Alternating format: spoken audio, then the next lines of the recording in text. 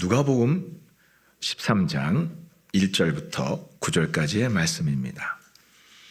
저 한 절씩 교독하시겠습니다. 그때 마침 두어 사람이 와서 빌라도가 어떤 갈릴리 사람들의 피를 그들의 제물에 섞은 일로 예수께 아뢰니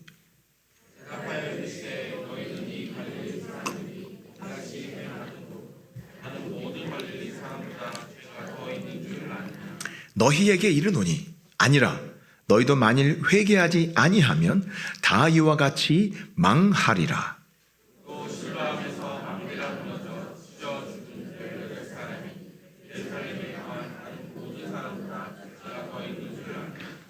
너희에게 이르노니 아니라 너희도 만일 회개하지 아니하면 다 이와 같이 망하리라.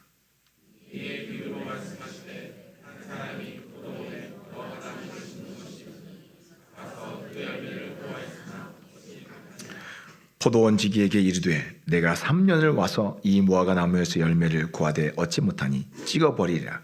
어찌 땅만 버리게 하겠느냐.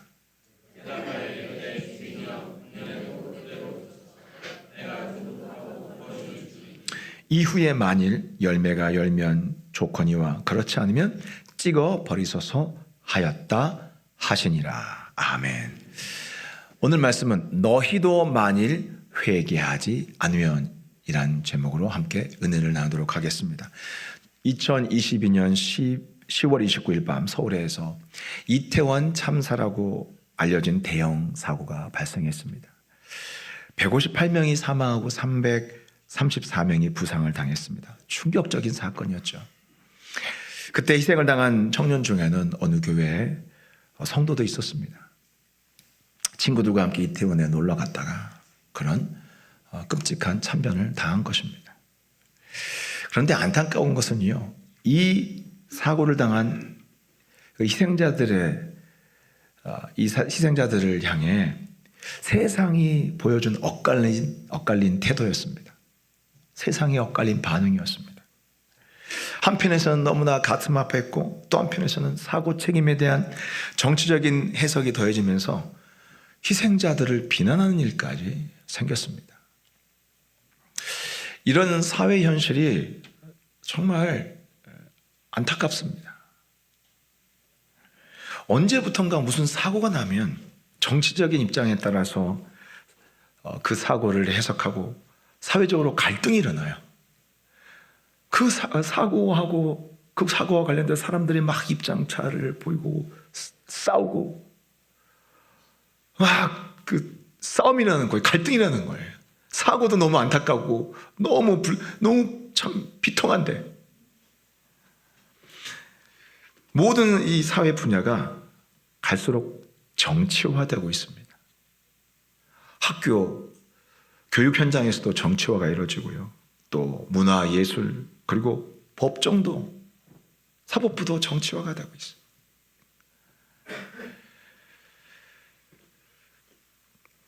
이런 모든 것을 정치와 이념의 관점으로 해석하는 이런 시대의 흐름 속에서 과연 하나님의 자녀들은 세상에서 일어난 이런 사건, 사고를 어떤 눈으로 바라보고 어떻게 해석을 해야 될까요? 우리의 기준 누굽니까? 예수 그리스도입니다. 예수님은 어떻게 말씀하신지 우리 모두가 다 예수님께 배우기를 바랍니다. 예수님이 계실 때도 예루살렘에서 대형 참사가 있었습니다. 우리 1절 한번 보겠습니다. 1절. 오늘 본문 1절 시작. 그때 마침 두어 사람이 와서 빌라도가 어떤 갈릴리 사람들의 피를 그들의 제물에 섞은 일로 예수께 아뢰니. 이스라엘의 가장 중요한 절기가 6월절입니다. 6월절에는 여러분 아시다시피 전 세계에서 디아스포라 유대인들이 6월절을 지내기 위해서 예루살렘에 올려듭니다. 지방에서도 하나님 앞에 6월절 예물을 드리려고 남자들이 올라왔습니다. 갈릴리에서 많은 사람들이 또 당연히 남자들이 다 올라왔죠. 갈릴리의 사람들이 와서 성전에 희생제물을 올려드렸는데, 그런데 그 당시에는 그 로마의 빌라도 총독이 6월절이나 이런 중요한 절기 때가 되면 다른 기지에서 예루살렘에 있는 안토니오 요새에 와서 지켜보았습니다. 그 안토니오 요새에서 보면 더 높은 곳에 있어가지고 예루살렘 그 성전 마당에서 일어난 모든 일을 다 내려다보면서 감시할 수가 있는 거예요. 실시간으로. 그래서 만약에 폭동이나 비슷하게 정치 지표가 일어난다 그러면 바로 로마 군대를 동원해서 이렇게 치도록 하는 거예요. 엄청 예민해져 있어요. 그런데 이제 바로 6월절 기간 동안에 갈릴리에서 온 사람들이 희생 제물을 성전 마당에서 드리고 있는데 갑자기 빌라도 총독이 일단의 군대를 동원해서 시켜서 가서 그 사람들을 죽이도록 명령했어요. 그래서 군인들이 성전에서 이렇게 제물 드리고 있는데 갑자기 들어와가지고 무참하게 사람들을 칼로 도륙을 했습니다. 많은 갈릴리 사람들이 피를 흘리고 성전 마당에서 성전 예물을 드리다가 죽었어요. 그러면서 그 피가 흘러서 이 제단에까지 덮였어요. 이 사건은 정치적으로 엄청나게 민감한 사건이었습니다. 과거에 헬라 제국 시대에 헬라 제국이 이 팔레스타인을 이 유대인들을 지배할 때에 그때도 성전을 모독하고 또 종교적으로 탄압할 때 그래서 전쟁이 일어났어요. 독립전쟁이 일어났습니다. 이거는 유대인들에게 아주 목숨 걸리고 싸울 일입니다. 제자들은 예수님께 이 사건을 어떻게 바라보시는지를 물었어요. 예수님께 이 사건에 대한 해석을 물은 거예요. 예수님은 어떻게 대답하십니까? 2절 볼까요? 2절 3절 다 같이 읽어보겠습니다. 시작. 대답하여 이르시되 너희는 이 갈릴리 사람들이 이같이 해받음으로 다른 모든 갈릴리 사람보다 죄가 더 있는 줄 아느냐? 너희에게 이르노니 아니라 너희도 만일 회개하지 아니하면 다 이와 같이 망하리라.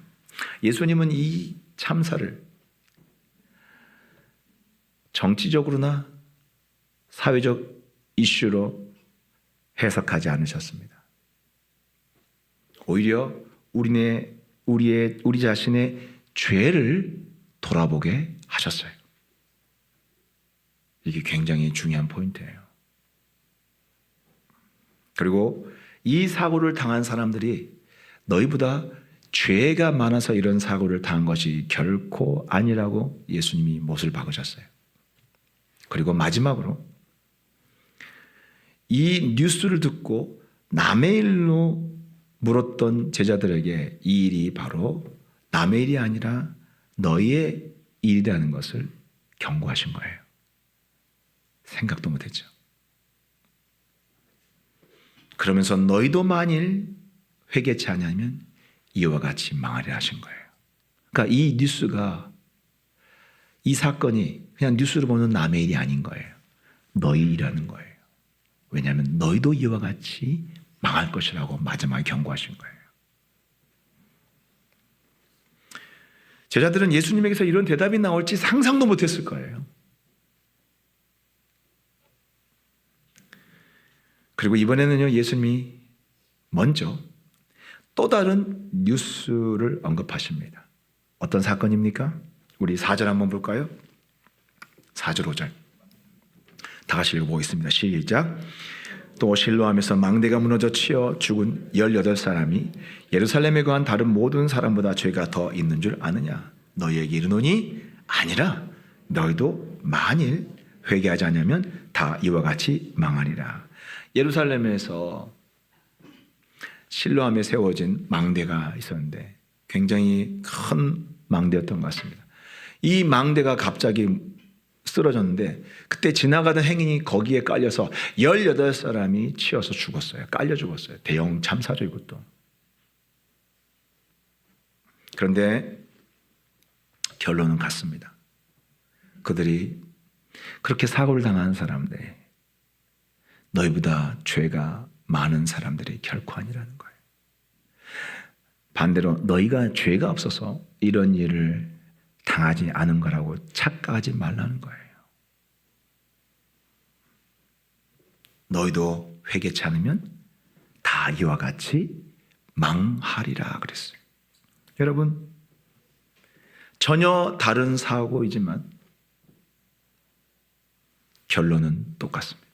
똑같은 결론입니다. 전혀 다른 뉴스지만 똑같은 결론입니다.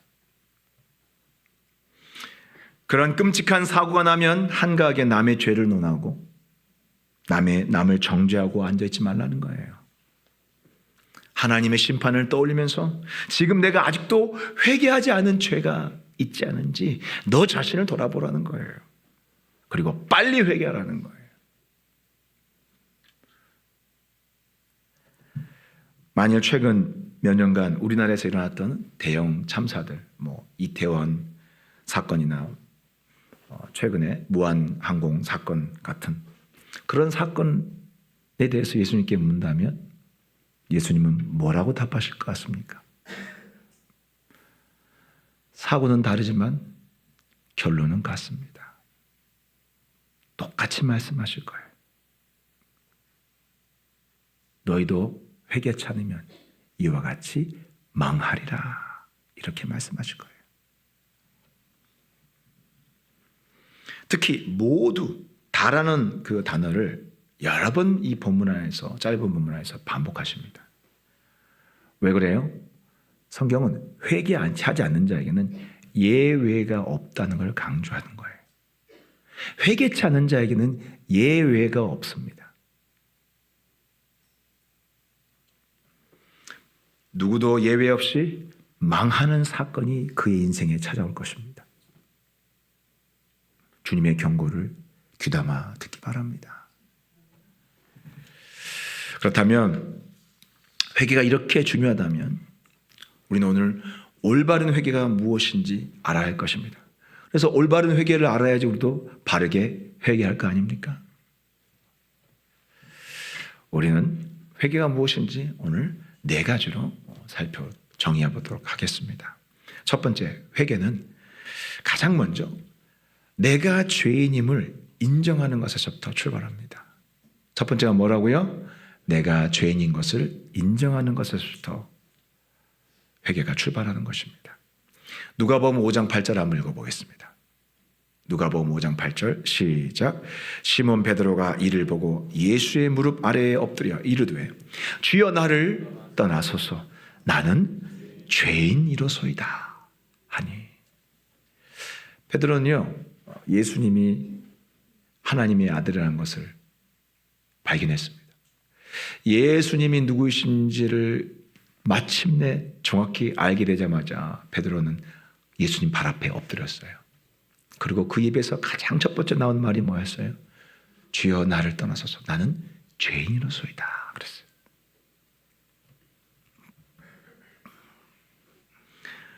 회개는 내가 죄인인 것을 진심으로 고백하는 것에서부터 출발하는 것입니다. 그런데 가끔 이 대목에서 자신이 죄인인 줄을 잘 모르겠다고 하는 분들이 있습니다. 제가 실제로 전도할 때 그런 분을 만났습니다. 근데 솔직히 내가 죄인이라는 것이 나는 실감이 안 난다. 물론 그분이 하는 말은 나는 지금까지 살아오면서 누구에게 피해를 끼친 일도 없고 또 그리고 자기 나름대로 도덕적 기준을 엄격하게 세워서 그러면서 철저히 지키고 살았다는 거예요. 예, 존경스럽습니다. 실제로 그런 분들이 있습니다. 그리고 되게 자기에 대해서 엄격하게 지키고 기준을 가지고 엄격한 기준으로 살아온 분들이 있어요. 참 존경할 만합니다. 이런 분들은 자기의가 되게 강하시더라고요. 그런데 문제는 그분들이 나는 별로 죄와 상관없다고 하시는 그분들의 죄의 기준이 문제입니다. 기준. 뭐가 죄인가 하는 거예요. 우리나라의 법과 상식의 기준에서 자기가 어렵다고 하는 것이지 하나님의 기준에서는 천만의 말씀이에요. 하나님의 기준에서는 다른 거예요. 이 세상을 하나님이 창조하시는 때부터, 하나님이 세상을 창조하시는 때부터 하나님은 세상에 보이지 않는 법을 세우셨어요. 명확한 기준이 있습니다. 법이 있어요. 이 세상의 각 나라에서 법과 기준을 만들 때 전부터 이미 하나님은 이 세상을 다스리는 영적 법, 하나님의 죄의 법이, 기준이 명확하게 세워져 있었어요. 그것을 이 땅에 오셔서 더 분명하게 알려주신 분이 예수님이에요. 예수님이 그 죄의 기준을 우리에게 알려주셨습니다. 예수님이 가르쳐 주신 죄의 기준은 뭡니까? 행동으로 실천하기 전에 마음으로 품은 것도 이미 죄라는 거예요. 마음으로 음욕을 품어도 이미 간음한 것과 똑같다고 예수님이 죄의 기준을 말씀하셨어요. 그 간음죄는요, 사람 눈엔 보이지 않지만 이미 내 영혼엔 다 기록되어 있습니다. 그리고 천국에도 다 기록이 되어 있어요. 하늘에도 기록되어 있어요. 나중에 심판대 앞에 설 때 그 책이 다 펼쳐져요. 싹 그 앞에 스크린처럼 다 떠오른대요.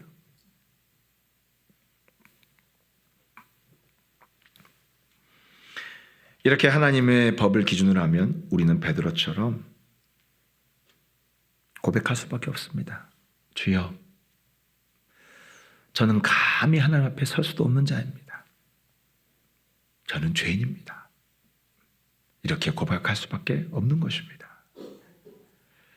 그래서 여러분, 성경을 읽고 아는 것이 너무너무나 중요한 것입니다. 큐티하는 것이 중요합니다. 왜냐하면 성경을 모르면 죄가 뭔지도 몰라요. 어떤 분은 모태신앙이에요. 모태신앙인데 성경을 처음으로 이제 공부를 했어요. 그분이 이제 나이가 벌써 뭐 적지 않아요. 근데 그분이 성경 공부를 처음 하시면서 그분이 깜짝 놀라면서 이렇게 이야기하는 거예요. 자기는 지금까지 야복강이 압록강인 줄 알았대요. 정말. 그러니까 성경을 모르면 저도 얼마나. 또 어떤 분은 세례 요한과 사도 요한이 다른 것을 처음 알았대요. 다른 사람이라는 걸. 다 같은 요한인 줄 알았대요. 한 사람인 줄 알았대요. 이 중에도 혹시 놀라신 분이 있습니까? 오늘 처음 알고. 여러분, 이렇게 성경을 모르는데 죄가 뭔지를 성경을 보지 않고 어떻게 알겠어요? 성경에서는 탐심을 우상 숭배라고 말씀하고 있어요. 성경 읽지 않은데 내가 하나님 앞에서 탐심을 품고 이렇게 탐욕이 많습니다. 아파하면서 애통하면서 하나님, 나 같은 우상 숭배자를 용서하여 주옵소서. 언제 그가 회개하고 애통해 할 수 있겠어요? 가능해요? 불가능해요. 성경을 모르는데.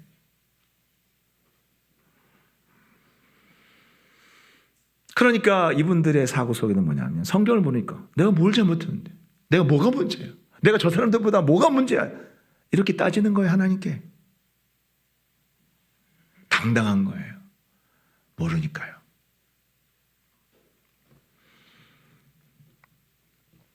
회개는 내가 죄인인 것을 하나님 앞에 철저히 고백하는 것에서부터 출발하는 것입니다.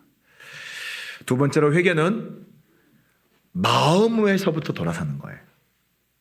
마음속에서 돌아서는 거예요. 어떻게 하는 거라고요? 마음으로부터 돌아서는 것이 회개입니다. 쉽게 말하면요, 죄를 마음으로부터, 마음속에서부터 미워해야 하는 것입니다. 그게 진짜 회개한 사람이에요. 여러분, 우리가 왜 죄가 다 나쁘다는 걸 알잖아요. 근데 왜 죄를 자꾸 저지릅니까? 알면서. 여러분, 죄가 몰라서 죄 저지른 사람 있어요? 알잖아요. 그런데 똑같이 반복해서 죄를 저지르잖아요. 이유가 뭐예요? 이유가 뭡니까? 죄가 주는 즐거움이 있기 때문이에요. 죄가, 정확히 말하면 죄가 너무 좋아서 저지르는 거예요. 음란이 죄라는 것을 알지만 왜 사람들이 음란에 빠져 삽니까? 즐겁기 때문이에요. 즐거움을 주기 때문이에요. 쾌감을 주기 때문이에요. 거짓말이 죄이지만 왜 거짓말을 못 끊습니까? 거짓말이 주는 유익이 있기 때문이에요. 거짓말이 도움을 줍니다. 돈도 벌게 해주고 많은 유익을 줍니다. 그러니까 사실을 좋아하는 거예요. 교회 나와가지고 하나님 잘못했습니다. 또 거짓말을 했습니다. 하나님 용서해 주십시오. 내 마음속으로 거짓말 없이 어떻게 살아? 어떻게 돈을 벌어? 이러면 제가 떠나가겠습니까? 죄를 끊을 수 있겠습니까? 못 끊어요. 뒤에서 남 욕하면 안 되지만 왜 끊지 못하고 모이면 뒷담화를 합니까? 즐겁기 때문이에요. 쾌감이 있기 때문이에요. 신기해요. 너무 재밌어요. 죄를 끊지 못하는 본질적인 이유는 바로 죄를 사랑하기 때문이에요.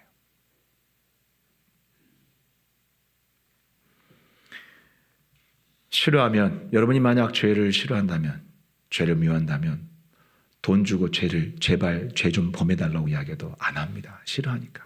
싫은 거 안 하잖아요. 따라서 마음속으로부터 죄에 대한 사랑이 죄를 미워하는 마음으로 바뀌지 않는 한 여러분 진정으로 회개할 수가 없어요. 동의하십니까? 우리는 뱀을 얼마나 끔찍히 싫어하는지 모릅니다. 얼마 전에 쇼츠 영상에서 보는데 제가 아주 보고 너무 웃겼어요. 친구들이 장난을 치는 거예요. 그 한 사람 이 옷 양복 이제 골프 치는 골프장에서 그랬던 것 같아요. 그 옷 뒷자락에 실을 딱 매달아 가지고 근데 뱀이 아주 진짜 실제 뱀처럼 아주 생겼어요. 가짜 뱀이에요. 그걸 실을 끌어달아 가지고 바로 뒤에다가 이제 놓은 거예요. 그러면서 그 친구한테 깜짝 놀라면서 너 뒤에 뱀 있다 그러니까 이 사람이 잘 딱 돌아보니까 진짜 뱀이 뒤에 있거든요. 그러니까 남자가 기겁을 하면서 막 도망가네. 근데 도망가면서 뒤를 보니까 계속 따라오는 거예요. 실로 매달았으니까. 그러니까 이 사람이 정말 막 도망가다가 결국은 이렇게 걸려서 잡혀졌어요. 근데 이제 넘어서 보니까 이게 가짜 뱀인 게 이제 보인 거예요. 움직이지도 않고. 그래서 얼마나 화를 냈지 몰라요. 여러분, 죄가 뱀처럼 이렇게 징그럽고 싫어하면 죄를 범하라고 해도 안 합니다. 여러분, 회개한 마음은 뭐냐면요. 죄가 이렇게 끔찍히 징그럽고 싫어지는 거예요. 마음에서 변화가 일어나는 거예요. 태도가 바뀌는 거예요. 징글징글한 거예요. 어이구 저 뱀, 어이구 저 뱀.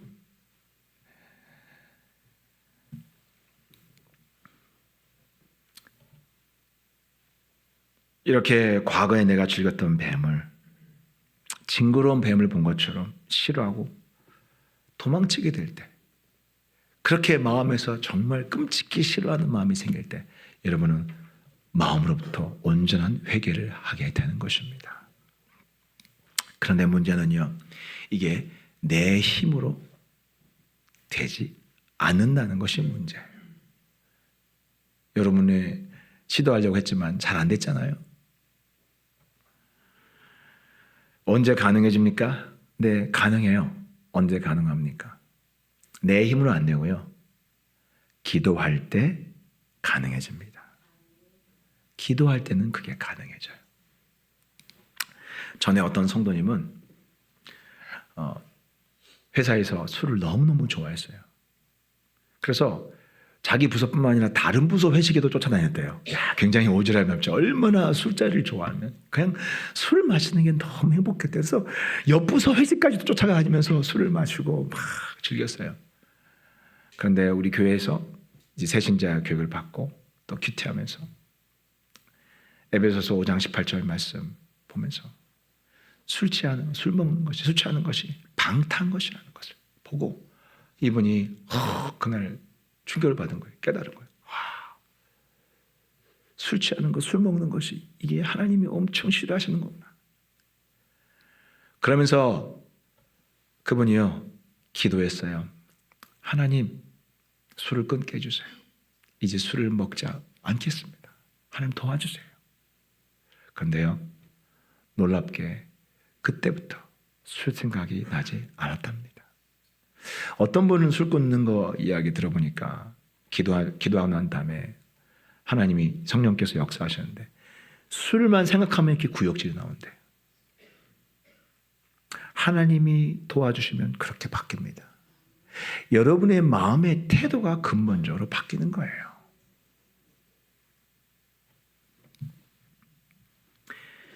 기도할 때 성령님이 우리 마음속에서 죄에 대한 태도, 내가 그동안 즐겼던 죄에 대한 태도를 근본적으로 바꾸도록 도와주시는 거예요.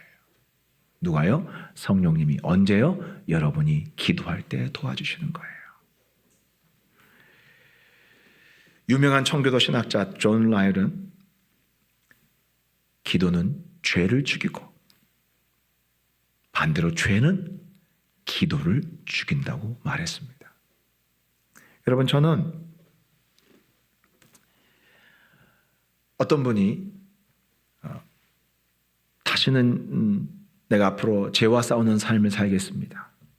평생 진정으로 회개하는 삶을 살도록 하겠습니다.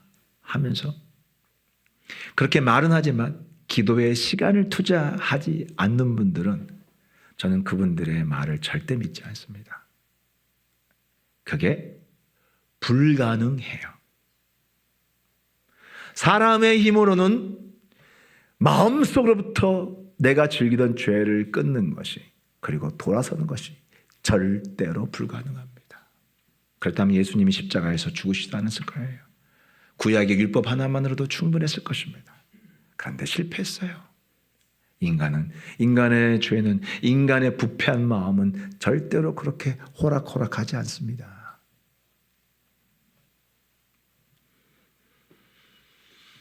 죄에 대한 내 마음을 바꿔줄 수 있는 분은 누구밖에 없다고요?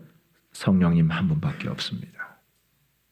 기도할 때 성령님이 여러분을 도와주시는 것입니다. 참된 회개는 성령의 도우심으로 마음으로부터 죄에 대한 태도가 돌아서는 거예요. 그것을 깨닫는 여러분 되시길 바랍니다. 세 번째로, 회개는 평생 해야 하는 것입니다. 얼마 동안요? 평생입니다. 여러분, 그 이단 중에 구원파라는 이단이 있습니다. 구원파 이단은 예수님을 처음 믿을 때 딱 한 번만 회개하면 되고 그 다음부터는 회개할 필요가 없다고 가르칩니다. 예수님이 모든 죄를 다 대속하셨기 때문에 더 이상 우리는 한 번 회개로 족하다는 거예요. 하지만 이것은 틀렸습니다. 그 말도 맞지만 이 사람들은 한 가지만 알고 둘은 모르는 거예요. 딱 한 가지만 아는 거예요. 우리의 회개는 본질적으로 두 가지 종류의 회개로 나눌 수 있습니다. 몇 가지요? 두 가지 종류의 본질을 가집니다. 본질이 좀 달라요. 첫 번째 회개는, 처음 회개 중에 하나는 뭐냐면 예수님을 만날 때 하는 첫 회개. 우리는 그거를 다른 신학적 용어로 회심의 사건이라고 말합니다. 회심할 때 하는 첫 번째 회개가 있어요. 처음 회개. 예수님을 처음 믿을 때 하는 회개. 이것을 첫 회개라고 하는데, 이 첫 번째 회개는 우리의 구원과 관련되어 있습니다. 제가 어느 성도님의 요청으로 그 아버님, 말기 암 환자였던 아버님을 신방하게 됐습니다. 그래서 가서 그 아버님 예수님에 대해서 영접 기도를 하고 영접을 시켰는데, 아버님에게 그 말기암 환자분이 그날 마음이 열려서 나는 죄인입니다.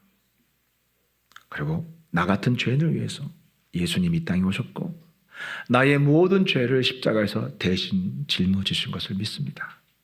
이제 예수님은 나의 구원자가 되십니다. 이렇게 고백을 했습니다. 그럴 때 어떤 일이 일어난 줄 아십니까? 정말 얼굴 색이 바뀌었어요. 저는 그 자리에서 이분이 죄가 예수님의 피로 이분이 다 씻긴 것을 확실할 수 있었어요. 내가 죄인입니다. 나를 용서해 주십시오.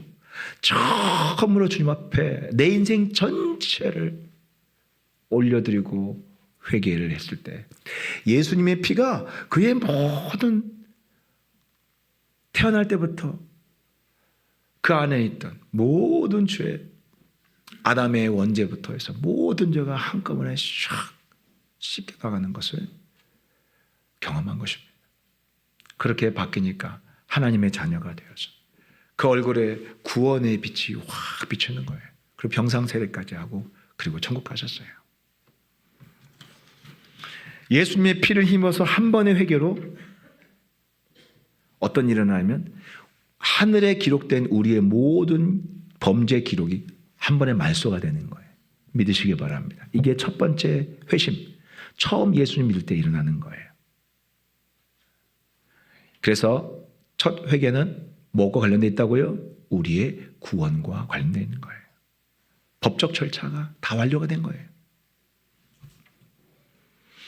근데 문제는 죽음 직전에 예수님 믿으면 한 번의 회개로 끝나지만 그 전에 살아서 우리가 예수를 믿게 되면 또 죄를 짓잖아요. 회개하고 이렇게 한 번에 우리가 다 지금까지의 모든 죄가 다 씻어나가지만 덮이지만 그 다음에 얼마 지나서 또 막 은혜가 충만하지만 또 이제 은혜가 싹 사라지면 또 죄를 짓습니다. 자, 그러면 어떻게 될까요? 구원파는 뭐라고 가르치냐면 우리 죄가 이미 예수님의 피로 그리고 회개할 때 처음 예수님 믿을 때 과거, 현재, 미래의 죄까지 다 용서받았기 때문에 더 이상 회개의 고백을 할 필요가 없다. 이렇게 가르칩니다. 그런데 이건 틀린 거예요. 첫 번째 우리가 구원과 관련된 첫 회개는 그렇게 하지만 두 번째 이후에 우리가 하나님의 자녀가 된 후에 죄를 짓고 회개하는 것은 다른 종류의 회개입니다. 이걸 뭐라고 부르냐면 구원이 아니라 성화와 관련된 회개입니다. 뭐라고요? 성화. 들어보셨죠? 제가 설교를 통해서 여러 번 말씀드렸죠. 구원과 회개는 다른 트랙입니다. 첫 번째 회개는 우리를 구원으로 인도하는 회개이고 두 번째 회개는 우리를 거룩하게 만드는 회개인 것입니다. 구원을 받은 후에도 우리 육체에 죄성이 있기 때문에 이 육체가 깨질 때까지, 이 육체가 흙으로 돌아갈 때까지 우리 영혼이 이 육체 가운데 거하는 동안은 끊임없이 죄 때문에 고통하고 죄를 짓고 하나님 앞에서 죄를 회개해야 됩니다. 그래야만 그 죄가 번식하지 않아요. 나를 삼키지 못해요. 그래서 끊임없이 회개해야 되는 거예요. 언제까지요? 죽을 때까지 평생 회개를 해야 되는 것입니다. 오늘 주님도 우리에게 경고하시는 거예요. 너희도 이와 같이 회개치 않으면 망하리라. 망하는 사건이 찾아온다는 거예요. 회개하시기 바랍니다. 첫 번째 회개로 우리가 하나님의 자녀가 되었지만 하나님의 자녀이기 때문에 우리는 우리의 삶이 하나님 자녀답게 하나님의 자녀에 걸맞게 거룩한 삶을 살도록 우리는 계속해서 죄와 싸우며 회개해야 되는 것입니다. 왜 평생 회개해야 되는지 이제 이해가 되셨죠? 이제 이런 구원파 이단들이 이야기하는 거에 속지 않으시기 바랍니다. 약간 확신이 없는데 걱정되네 갑자기. 이해하셨습니까? 네, 좋습니다. 마지막으로 회개는 입술과 마음으로 끝나면 안 됩니다. 반드시 삶의 열매로 이어져야 되는 것입니다. 오늘 본문 6절부터 9절까지 한번 다 같이 읽어보겠습니다. 다 같이 한번 읽어보겠습니다. 시작. 이에 비유로 말씀하시되 한 사람이 포도원에 무화과를 심은 것이 있더니 와서 그 열매를 구하였으나 얻지 못한지라. 포도원지기에게 이르되 내가 3년을 와서 이 무화과 나무에서 열매를 구하되 얻지 못하니 찍어버리라. 어찌 땅만 버리게 하겠느냐. 대답하여 이르되 주인이여 금년에도 그대로 두소서. 내가 두릅하고 거름을 줄이니 이후에 만일 열매가 열면 좋거니와 그렇지 않으면 찍어버리소 하였다 하니라. 예수님은 회개에 대해서 앞부분에서 그 사건을 들으면서 회개에 대해서 경고하시면서 결론은 오늘 방금 읽었던 내용으로 말씀하십니다. 이 결론이에요. 뭐 하라는 거예요? 회개의 열매 맺는 삶을 살라는 거예요. 회개의 결과로 너의 삶에 변화가 나타나야 된다는 거예요. 여러분, 진정으로 회개한 사람은 그 삶에 변화가 나타나게 되어 있는 것입니다. 회개의 열매를 보여주는 대표적인 사람의 사례가 누가복음에 등장해요. 누가복음은요, 회개에 대해서 굉장히 많은 이야기를 해요. 세리요한 때부터 회개하라, 천국가 꺼느니라. 누가 임박한 진노를 피하기 위해서 이 자리로 나오라고 하더냐. 너희는 회개에 합당한 열매를 맺어라. 세리요한이 그렇게 또 외쳐요. 일관된 메시지. 예수님하고 똑같이 세리요한도 이야기해요. 그러면서 뒤에 가면요, 회개한 사람의 전형적인 모습, 하나님이 기뻐하시는 회개한 사람의 모습이 어떤 모습인지 구체적인 사례로 보여주는 것이 바로 삭개오 이야기예요.